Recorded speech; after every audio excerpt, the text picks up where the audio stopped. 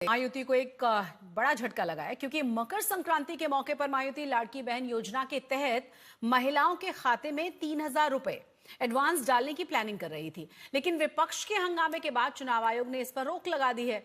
इधर आखिरी चरण में कांग्रेस ने प्रचार में ताकत झोंकते हुए दावा यह किया कि वो जीत के साथ सरप्राइज देने जा रही है।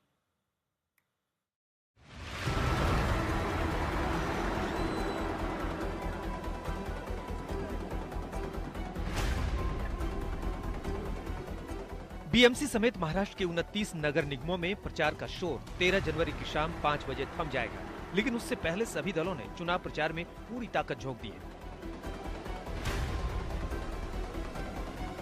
कि मीरा भाईंदर की जो महापालिका का चुनाव है, ये विकास के मुद्दे पर हम लड़ रहे हैं और यहाँ पर प्रताप सरनाईक जी ने जितने काम किए हैं वो तो लोगों के सामने है। जनता काम चाहती है, विकास चाहती है और यहाँ पर मैंने आंकड़े भी गिनाए कितना निधि यहाँ पर विकास प्रकल्प में खर्च हुआ है। यहाँ कंक्रीट के रोड बन गए, या पीने के पानी की व्यवस्था होगी, यहाँ पर कैशलेस हॉस्पिटल हुआ, कई समाज के भवन हो गए, ऑडिटोरियम हो गया, कितना कितना काम यहाँ पर किया है। तो लोग काम को तवज्जो देते हैं, काम को प्राथमिकता देते हैं, ये काम बोलता है और इसलिए मुझे विश्वास है कि हर समाज का व्यक्ति यहाँ पर एक साथ में आया है, जुड़ा है।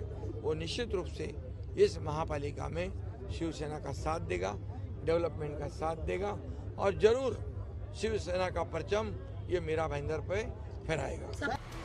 लेकिन आज पूरे दिन चुनावी घमासान मचा रहा है। चुनावी वादों और दावों के बीच महाराष्ट्र चुनाव आयोग ने महायुति को झटका देते हुए आचार संहिता के दौरान लाडली बहन योजना का एडवांस पेमेंट देने पर रोक लगा दी है। दरअसल महायुति सरकार 14 जनवरी को मकर संक्रांति के मौके पर महिलाओं के खाते में दिसंबर और जनवरी महीने के लिए 3,000 रुपए डालने की योजना बना रही थी, लेकिन विपक्ष के सवाल उठाने के बाद चुनाव आयोग ने इस पर फिलहाल प्रतिबंध लगा दिया।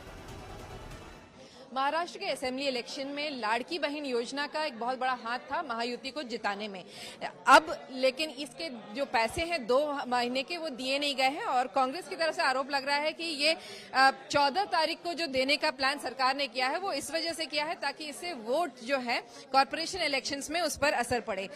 इस वक्त हमारे साथ सचिन सावंत है।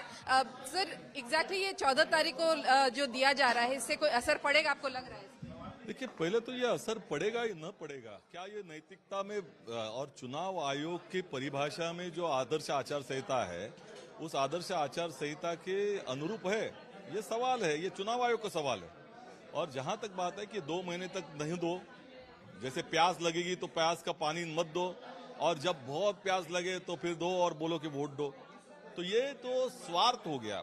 आप ये व्यवहार कर रहे हो, कोई भावना नहीं है, संवेदना नहीं है कि आप किसी बहन को मदद कर रहे हो। तो इससे बड़े स्वार्थी भाई कौन से होंगे कि जो रिटर्न गिफ्ट चाहते हैं, बहन को कोई मदद कर रहे हो उसके बाद एवज में कुछ रिटर्न गिफ्ट चाह रहे हैं।